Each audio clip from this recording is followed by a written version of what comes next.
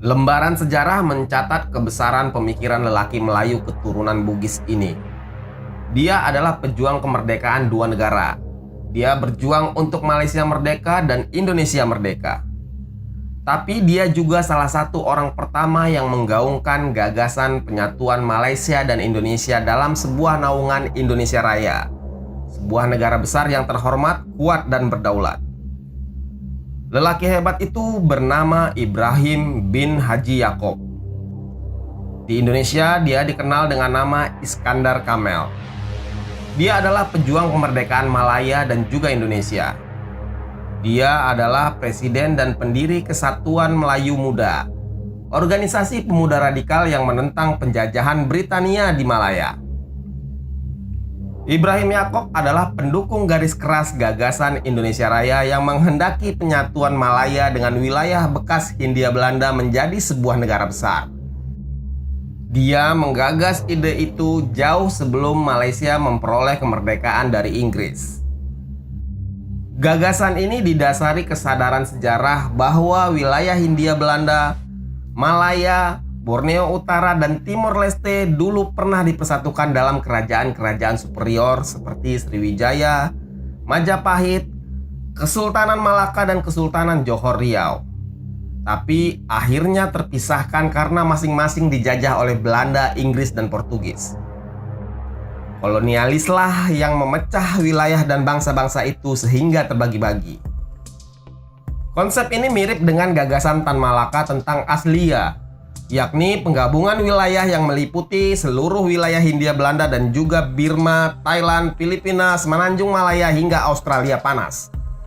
Wilayah Australia Panas yang dimaksud luasnya sekitar sepertiga dari keseluruhan wilayah Australia yang sekarang. Ibrahim Yaakob lahir pada 27 November 1911 di Kampung Tanjung Kertau, Temerloh, Pahang. Nasionalisme tentang Malaya Raya dipelajarinya saat bersekolah di Tanjung Malik, Perak. Ibrahim Yaakob mendapat pendidikan awal di sekolah Melayu di Tanjung Kertau pada tahun 1918 ketika berusia 7 tahun. Kemudian, dia melanjutkan pendidikan di sekolah guru Sultan Idris Training College. Di sanalah ia mulai membaca surat-surat kabar Indonesia seperti Persatuan Indonesia dan Pikiran Rakyat pimpinan Soekarno. Dari sana kemudian Ibrahim belajar banyak isu-isu politik, ekonomi, dan sosial. Sejak itu dia menjadi seorang nasionalis radikal pengagum Bung Karno. Tahun 1927 ketika Soekarno mendirikan Perhimpunan Nasionalis Indonesia atau PNI di Bandung, kabar itu sampai ke murid-murid sekolah Ibrahim. Tahun itu juga Ibrahim dan beberapa siswa SITC menjadi anggota PNI. Ketika di tahun 1929 Soekarno ditangkap oleh Belanda, Ibrahim dan kawan-kawannya sebagai anggota PNI di luar negeri mengirim surat solidaritas. Yang menarik, selain ikut PNI-nya Soekarno, Ibrahim juga sempat menjadi anggota Partai Republik Indonesia atau PARI, partai yang didirikan oleh Tan Malaka dan Jamaluddin Tamin saat berada di pelarian. Pada usia 28 tahun, Ibrahim bersama kawan-kawannya mendirikan organisasi Kesatuan Melayu Muda, organisasi yang menelurkan ide penyatuan Indonesia dan Malaysia dalam satu negara. Saat Perang Dunia Kedua, para pendukung gagasan Indonesia Raya atau Melayu Raya bekerja sama dengan kekuatan tentara pendudukan Jepang untuk melawan Inggris dan Belanda. Sikap bekerja sama ini didasari dengan harapan bahwa Jepang akan mempersatukan Hindia Belanda, Malaya, dan Borneo kemudian memberikan mereka kemerdekaan. Ketika Jepang mendarat kemudian membentuk peta di Jawa dan Gyugun di Sumatera dan Malaya, Ibrahim turut serta dan kemudian tahun 1944 dilantik menjadi komandan Gyugun dengan pangkat letnan kolonel. Pada tanggal 8 Agustus 1945, Soekarno, Hatta, dan Rajiman Weddiodiningrat berangkat ke Vietnam menemui Marsekal Terauchi, panglima tentara Jepang yang bertanggung jawab atas wilayah Asia Tenggara selama Perang Dunia Kedua.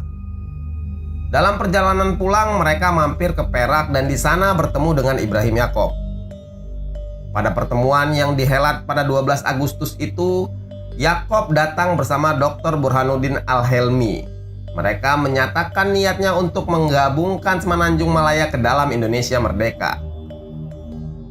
Soekarno dan Muhammad Yamin adalah tokoh politik Indonesia yang sepakat dengan gagasan Persatuan Raya ini. Akan tetapi mereka enggan untuk menyebut gagasan ini sebagai Melayu Raya dan menawarkan nama lain, yakni Indonesia Raya. Pada hakikatnya, baik Melayu Raya maupun Indonesia Raya adalah gagasan politik yang sama persis. Hanya saja keengganan Soekarno untuk menamai Melayu Raya disebabkan karena di Indonesia istilah Melayu lebih merujuk secara spesifik kepada suku Melayu saja. Sementara Indonesia memiliki berbagai suku bangsa yang memiliki kedudukan setara dengan suku-suku lainnya di Nusantara. Soekarno sangat terharu dengan semangat Ibrahim Yaakob. Dia berjanji untuk membangun satu tanah air bagi bangsa-bangsa keturunan Indonesia Raya. Lalu dengan tegas Ibrahim menjawab, "Kami orang Melayu akan setia menciptakan ibu negeri dengan menyatukan Malaya dengan Indonesia yang merdeka. Kami bertekad untuk menjadi orang Indonesia." Kemudian Ibrahim Yaakob berjanji akan mengirimkan wakil tanah Melayu sejumlah 8 orang ke Indonesia yang terdiri dari 4 orang wakil pemimpin nasionalis dan 4 orang wakil raja-raja Melayu. Namun, itu semua tak pernah menjadi kenyataan. Jepang kalah setelah 2 kota penting mereka, Hiroshima dan Nagasaki, dibom atom oleh Amerika. Pada 15 Agustus 1945, cita-cita Indonesia Raya sirna. Kaisar Jepang Hirohito tiba-tiba mengumumkan lewat siaran radio bahwa Jepang menyerah tanpa syarat kepada kekuatan sekutu. 2 hari kemudian, yakni 17 Agustus 1945, Indonesia kemudian mengambil inisiatif dengan cepat memproklamirkan kemerdekaan tanpa menyebut nama tanah Melayu sebagai bagian daripada wilayah Indonesia Raya. Kemudian, Semenanjung Malaya dan Borneo Utara praktis kembali berada di bawah kekuasaan dan kendali Britania Raya. Soekarno lalu mengajak Ibrahim bergabung dalam perjuangan di Jawa karena situasi di Semenanjung Malaya tidak aman. Oleh sekutu, Ibrahim dituding sebagai kolaborator Jepang. Kemudian pada tanggal 19 Agustus 1945, Ibrahim Yaakob dengan menumpang pesawat terbang militer Jepang terbang ke Jakarta. Pada bulan Oktober 1945, Ibrahim bergabung dengan Markas Besar Tentara Keamanan Rakyat di Yogyakarta. Dia kemudian berganti nama menjadi Iskandar Kamel. Dia bertanggung jawab membentuk Badan Intelijen Seksi Luar Negeri dengan pangkat Letnan Kolonel.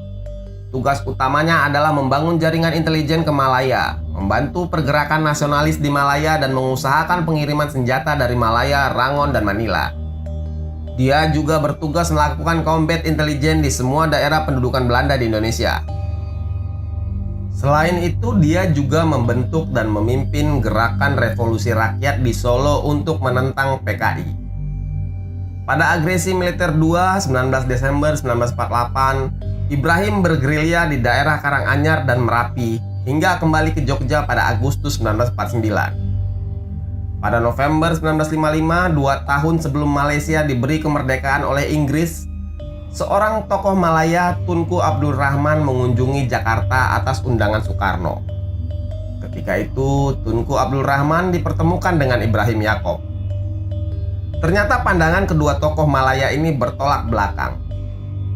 Tunku Abdul Rahman ingin Malaya merdeka di bawah naungan Commonwealth Inggris. Sedangkan Ibrahim ingin Malaya bergabung dalam naungan Indonesia Raya. Pada akhirnya Inggrislah yang memenangkan pertarungan ini dengan menempatkan Malaya berada di bawah naungan Commonwealth-nya. Ibrahim Yaakob pernah menjadi anggota MPRS mewakili Riau pada masa demokrasi terpimpin. Dari tahun 1959 sampai 1963, Ibrahim aktif sebagai anggota Partai Indonesia atau Partindo. Pada Februari 1963, dia terkena pembersihan. Dia dinonaktifkan dari jajaran pimpinan Partindo karena menentang infiltrasi Partai Komunis Indonesia. Setelah dinonaktifkan dari Partindo, Ibrahim Yaakob kemudian masuk menjadi anggota Partai Murba pimpinan Sukarni. Pada saat kampanye Trikora, Operasi Pembebasan Irian Barat, Ibrahim menjadi bendahara Kongres Rakyat Indonesia. Kemudian, saat konfrontasi melawan Malaysia dalam kampanye Dwikora, Ibrahim ikut mengatur pengiriman pasukan ke Malaya dan Borneo Utara hingga tahun 1964. Dia diangkat sebagai anggota Staf Komando Operasi Tinggi atau KOTI yang membantu Kepala Staf KOTI Letnan Jenderal Ahmad Yani. Ketika Soekarno jatuh pasca peristiwa G30S di tahun 65, Ibrahim meninggalkan semua kegiatan politiknya dan kemudian berkiprah di bidang swasta. Tapi pada tahun 1971 saat pemilu pertama Orde Baru, Ibrahim Yaakob sempat kembali ke dunia politik. Dia ikut sebagai daftar calon nomor 2 dari Partai Murba untuk pemilihan legislatif Provinsi Jawa Barat. Tahun 1975, Ibrahim Yaakob untuk pertama kalinya pulang ke Kuala Lumpur, Malaysia setelah 30 tahun meninggalkan tanah airnya. Di Kuala Lumpur, dia berkumpul dengan rekan-rekan seperjuangannya seperti Ahmad Bustamam dan Pak Sako. Ibrahim wafat di Jakarta pada 8 Maret 1979. Dia dimakamkan di Taman Makam Pahlawan Kalibata. Pangkat terakhirnya Letnan Kolonel TNI Angkatan Darat NRP 26217.